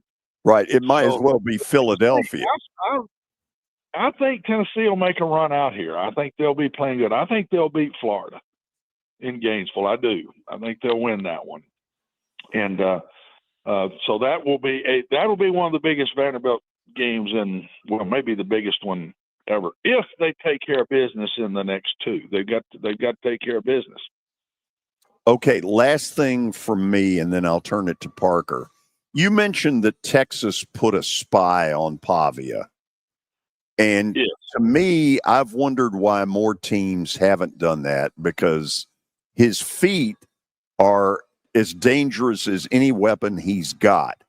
From here on in, is that the way everybody plays them? You can't put a spy if you can't play really good man-to-man coverage. You can't spy really in zone. That's hard to do because you're giving up a zone. Base man free, George. I'll be a little technical here real quick. If you rush four guys and you're a man coverage team and you call it man free with a free safety, there's also a free middle linebacker sitting in the middle of the field that doesn't have anybody. He's basically robbing anything he sees.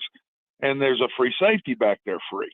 If you do a spy like Texas, then you walk that free linebacker up in man free and you put him up close to the line of scrimmage, act like you're going to bring him, has five people up there, but then he takes a step, backs out slightly, and then just mirrors the quarterback. Right. So that puts you back to pure man free. You better be good enough to cover those guys if you're going to do that. Texas's rush the other day was so good that Pavia had to move around so much. And then when that spy who could run and catch Pavia, that was what they did to really, really knock the Vanderbilt offense down until 4 minutes to go in the game. And then all of a sudden, they quit doing that, in my opinion, and then Vanderbilt killed them. I mean, they had nearly 200 yards of offense in 4 minutes' time. And so that's what worries me about Texas. But you've got to be good enough to go back. You better be good enough to play man free. If you're going to do that in spy one, you better have a very good pass rush. Auburn could do that. Auburn's defense is very good. That we might see that tomorrow in the Vanderbilt game. Parker. Watson, I have a question regarding Ole Miss. So they play a very challenging opponent this week in the Citadel. How do you prepare your team for, you're playing the meat grinder of your SEC schedule, then all of a sudden we get an FCS team thrown in there, and then after that you have to finish out the season with Florida and Mississippi State. How do you, if you were the coach, if you were Lane Kiffin, how do you keep your team from seeing this as just a bye week? How do you keep them focused on the task at hand? Yeah, I brought up the best one to ask. I was usually that other team that's playing them a lot. I think I was the underdog 80% of the games I was a head coaching. So, no, what you do is you absolutely go into your team on a Sunday when you're getting ready for that game, and you say, we will get better this week. Let's get better this week. Let's get much better at all these little things we've got to get better at. And you don't change anything, Parker. You go through game plans. You do everything the same. You don't even really bring up who you're playing other than this guy's pretty good at this. You got to watch this with this receiver, blah, blah, blah, blah, blah. But what you do is you really concentrate on, it's near like a week off. It really is. But you never, and you dang sure don't talk about Florida or Mississippi State. You don't bring that up all week long. You're very hard on your kids in practice. You're more physical because you know you're probably going to get to play a lot of people in this game. But you work very hard not to ever lead toward anything past this week. He'll do a good job of that. I'm going to go outside of the SEC on this one, but Oregon plays at Iowa tomorrow afternoon. It's supposed to be sideways rain, all kinds of wind gusts. It's in Iowa City, going to be cold. It's perfect for Iowa. Perfect for Iowa. But here's the thing. Oregon can run the football with the best of them, and that's Iowa's bread and butter. They haven't developed a pass game, and they've done the same formula ever since Kirk Ferentz has been there. Oregon is favored by 6.5 this weekend. What do you make of that one? I think Oregon wins on a normal good day, but that weather turns it toward Iowa to me, and I think it turns it into a toss-up. And you watch the game; both are good. Both are very solid defenses. Watch the turnovers. Who turns the ball over and who doesn't? That's going to be the difference in this game. But this gives Iowa a great opportunity, in my opinion. It's probably a touchdown in their favor with this weather like this. They're so used to these kind of games. Late in the year, they play in the real cold weather, and it's spitting snow, and it's doing all this. This is normal for them. And so and Oregon is – that weather's not near they're not used to that. So I think the weather turns this into a toss-up game, and turnovers will be the difference in the game. BYU Texas Tech is the headliner game for tomorrow. I got to say, I have been impressed by BYU. I wasn't sure what to make of them through the first 6 weeks, but then that win against Utah was very impressive. And then they went and they won in Ames, Iowa, beat Iowa State. Texas Tech's a really good ball club. We've known that for a while. Who do you like in this one? Texas Tech's favored by 10.5. I think it'll be under 10.5, but I think Texas Tech wins. I've played BYU in years past. They're always so physical. They've got older kids when they go on these missions and do different things, and they're big, strong kids always. And they're very physical. They'll be in this football game. I don't think Texas Tech, when this quarterback is playing and not hurt, they are really good. They're really good. I think Texas Tech wins the game, but I think it'll be under 10 points. It'll be a great game to watch. Last one for you for me, LSU and Alabama tomorrow. LSU's fired Brian Kelly. Frank Wilson is the interim. But from what I've been hearing is this Frank Wilson, everybody in Louisiana loves him. Do you see this as a potential trap spot for Alabama and LSU gets that interim boost?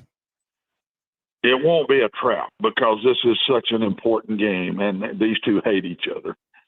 There's 3 games that Alabama – I lived in that state for 13 years. There are 3 games that are just absolute rival games, and one of them's in Knoxville, and one of them is Auburn in the state, and the other one's LSU. They'll both be ready to play. What I'm anxious to see is, was I right in what I said early in the year about LSU? I see great players that just don't play good. They just don't play good. They don't play good football together. They don't always look like they're into it. Quarterback looked to me like he's been hurt all year. He's had an open date. This is a second open date. Is he much better? I'm anxious to see because I'm telling you, LSU will be absolutely ready to play, but so will Alabama. It's the favorite game of the weekend for me because I know what this game means in both states. And I think it's more Alabama's going to play Alabama. They've gotten pretty daggum good. They'll play just like they've been playing. Simpson's just playing great. He'll play good again. What's LSU going to do? Where are they? Does that talent all of a sudden show up now with a change? I'm not sure it won't, and this could end up being a great game. Because the suspicion is that they've all been in somebody's dorm room going, we got him out of here. I don't know about that. I just know it's true. Go one of 2 ways. I'll let you handle that one and stay it out of that. But I will say this: coaching changes, and I've had games with them when it's happened to me, where a guy's been fired as we get ready to play. With coaching changes, you need to get off to a good start because they're so fragile. if you let somebody hang around with a coaching change, look out. It's like Vanderbilt, George, with Auburn. Same thing, I think, as this Alabama LSU thing. If you let them hang around, look out, because they'll jump together. But if you get them early, they're so fragile anyway. They'll splinter quickly, and it could end up being a 3-touchdown game or something. So both Alabama and Vanderbilt, to me, their game plan ought to be, guys, we got to jump on them early. We got to get going quick here. Don't let them hang around. Watson, this was great stuff. You've got your choice, best wishes or enjoy your thunderstorms. Well, ours just passed, so it stopped, but I think you said we got one coming. So. Oh, yeah, we're sending it. It looks like in the last couple of minutes it's died down a little bit here. I mean, the bottom fell out of this place for about 25 minutes. It's raining hard when y'all call me. George, isn't it neat? I'll finish with this real quick. Isn't it neat that we've gone to 12 teams? Because now so much more means something. Oh, yeah. There is so much more at stake now than 4 teams playing. Because there's 4 teams playing. You've already got a whole bunch of them that are out and where we're going to a bowl game. But now with this 12-team thing, man, it is so fantastic to me. This last month of football here, so many things are going to happen from week to week. We're going to have a blast with it. It's fun to watch. Oh, yeah, because you've still got 30 schools that have a path. You talked about Vandy's path. There are at least 30 schools that have a path. And you're not getting in with 3. It ain't happening this year. I'm just telling you. Nobody. Texas would be the only one because of Ohio State. That would be the only one that have any shot with 3, in my personal opinion. I don't think they'd get in. Yeah. Too many good 1s and 2s left, man, and there will be 12 of them still around at the end. You just watch. Watson, thank you as always. Great stuff. It's always an honor. See you guys. That's Watson Brown. He is the best, and we thank him for his weekly Friday visit here on the show. After the break, Plaster Bets of the Day. And by the way, my friend Larry Schmittou, this may be truthful. He said, what you do with these weekend bets is you put enough of them up there that nobody notices how bad any one particular one is. He's got a point. There may be some truth to that. I hate to admit it. This is the George Plaster Show. When I got my first car, my dad told me, keep the gas tank full and my number on speed dial. Now parents are telling their kids, save 615-242-9000 just in case. I'm Blair Durham. If you or someone you love is in a wreck, call us. We're here to get you the money you deserve. Sports and Social at Green Hills Mall is the new home for our Football Night in Nashville promotion. Their food is terrific. Their TV setup looks like a race and sports book in Vegas. And if you're a sports fan, you can't beat it. Starting September the 4th, we'll broadcast from Sports and Social every Thursday night. There's Pop-A-Shot, great football, and the chance to win a beautiful Mikey's Motors golf cart. See you at Sports and Social in Green Hills Mall. As the trusted premier custom home builder in Middle Tennessee, Donnelly Timmons has over 20 years of experience in the industry. Whether you're looking to build your dream home or renovate your current home, their team will ensure that every client and every remodel is unique, luxurious, and completed on time within budget. Founders Dustin Timmons and Joey Donnelly have over 25 years of construction experience in the Nashville area. Together, they have completed projects in Forest Hills, Oak Hill, Green Hills, Franklin, and Brentwood. Dustin and Joey believe that communication is the most important aspect of all construction projects. Therefore, they personally manage each project themselves and are involved in job site activities on a daily basis. Their commitment to quality and integrity has earned them an outstanding reputation among their clients.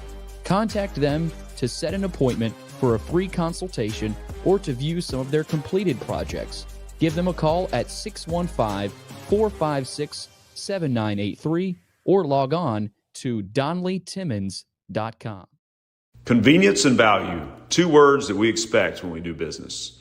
Our goal at JHA Company is to deliver just that, both to our school partners and to our customers.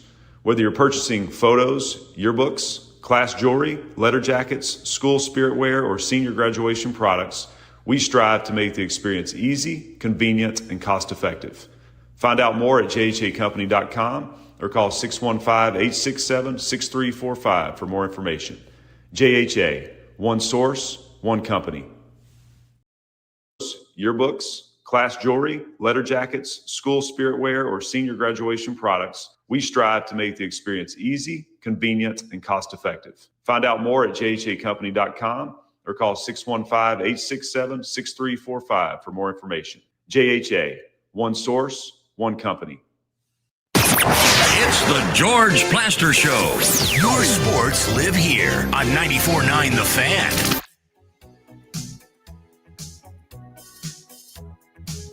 So before we get into the plaster bets of the day, you all know that we have welcomed a brand new sponsor to the show this week. It's the Dr. Gill Center for Back, Neck, and Chronic Pain Relief. And yesterday I got the chance early in the day to go over there and visit for a second time and really find out exactly what the whole formula is, what this company is about. And the thing I've learned that I am most impressed with is their willingness to listen when you come in there. Okay, you've got pain and you're trying to get relief from that pain or eliminate that pain. They're going to do a really good job of listening to what it is going on and then try to formulate a plan. Yes, they have all the technology. Holy cow, did I see some machinery when I was in there. But to me, the thing that stuck out the most had to do with their willingness to sit down and take the time to listen to you. What's been going on for you? Why do you think it's been happening? That kind of stuff. So anyway, with that in mind, if you're in pain, don't just sit there and say, well, this is the way it is, and this is the way it's always going to be. Because you know what? Doesn't have to be that way. The phone call that you make will start the process down a road to something better. 615-882-4838. Again, 615-882-4838. Are you tired of living with back pain? What would you do if the pain was gone? At the Dr. Gill Center, we've helped thousands of people over the last 30 years break free from pain and get back to living life. We're committed to your outcomes, and our caring team listens, understands, and offers real solutions to neuropathy, back pain, and joint pain without unnecessary surgery or medication. Choose the clinic that listens. Choose the clinic that cares. Call the Dr. Gill Center today at 615-882-4838. Let's make your pain-free life a reality. And now I'm going to try to make your monetary pain go away. How about that? Nice segue. Wow. You like that? Right. Yeah. Let's see if you can do it with Plaster's Bet of the Day, brought to you by Bart Durham Injury Law. A loss last night for Appalachian State to Georgia State. We're down 19-0 at one point. I was like, what is that about? And they made it close towards the end, but did not pull it out. By the way, the bottom is falling out again. You may be able to hear it as it hits the roof here at the Ford Ice Center. It is pouring. Bad. Okay, so here's what I'm going to go with. I'm taking Memphis tonight at home against Tulane. This is a huge, huge game where, in my opinion, if Memphis wins, they're probably going to be the group of 5 representative in the playoff. Tulane, plenty good enough to beat them. There's just something about this Memphis team, though. They keep winning all the close ones. And I think they're going to win and cover tonight against a really good Tulane team that knows full well that about 4 different schools are coming after their coach. Game number 2 is the one that Parker talked about earlier. On paper, Oregon is a better football team than Iowa. We all know that. But there is sort of an equalizer, and it's the circumstances. It's Iowa at home. It's Iowa with bad weather. It's some things that Oregon is not used to dealing with, and they will get it to the extreme tomorrow if the weather people are right, which is why I'm taking Iowa plus the 6.5. I have heard Dion and all the we're going to be better and we're going to be this and we're going to be that. I ain't buying it. I just don't think Colorado's any good. West Virginia, they're not the 27 Yankees, but they're good enough to cover at home against Dion's Buffaloes. Here's one where I'm going out on a limb, and I'll admit I don't have a lot to back it up with. But Missouri is the home team tomorrow, and that's the only reason that I think they can cover. I don't think they're going to win, but I think they're going to make A&M sweat. And maybe that's a good thing for A&M, because if you look, they have not gotten caught in a lot of stuff since the Notre Dame win back in September, where they've had to pull their chestnuts out of the fire. They might have to tomorrow. If Prabula were playing for Missouri, I would feel really good about it. Backup quarterback, I don't know. Therefore, it's Missouri's defense that's probably going to have to give them what shot they have. But I'm going with Missouri plus the 6.5. It's risky. It is very risky. Now, the Alabama LSU thing, this is just simply a matter of Alabama has more to play for. They're more excited to be there. LSU, I'm not buying that they're suddenly going to rally the troops and play hard for this guy. I think they checked out weeks ago. And once you check out, hard to check back in. You like that? We'll do. Put it on a T-shirt. Yeah. With your face on it. Thank you. Okay, the three pro games. Cleveland, I'm taking at JETS. The toilet bowl, baby. For one reason, the Jets never score.